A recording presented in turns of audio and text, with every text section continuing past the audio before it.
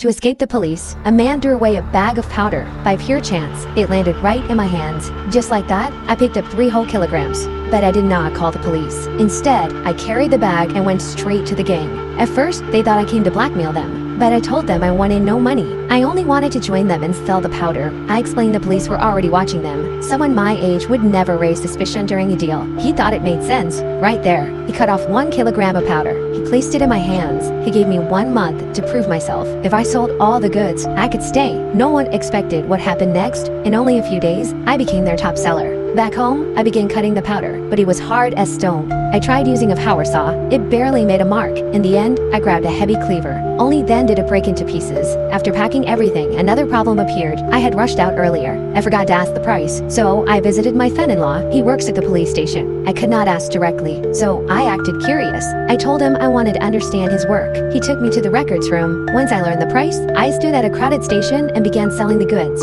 Soon after, everything was gone. When I handed the money to the gang, the boss stood frozen. He had never seen goods sell so fast. Right there, he gave me a bonus. This time, he handed me even more goods. He believed I would soon earn them a fortune. But as I walked out of the building, a police dog suddenly caught the scent. It rushed toward me. I ran as fast as I could, but within seconds it jumped and grabbed my bag. My secret was about to be exposed. Luckily, my son-in-law arrived just in time. He pulled the dog away, then kindly walked me back home. After that, I went to crowded places every day. The bigger the crowd, the faster my goods sold. Slowly, I became the biggest supplier in town, but the other street dealers sold nothing. Soon, they grew jealous. They stole my money and beat me badly. I realized something. Selling outside was no longer safe, so I changed my method. I mixed the powder into eggs, then baked it into cakes. To test them, I invited a few close friends. They tasted the cakes. Soon after, they could not stop laughing. From that day on, I sold cakes instead of powder. I let customers taste first. Then they bought more and more. Within half a day, every cake was gone.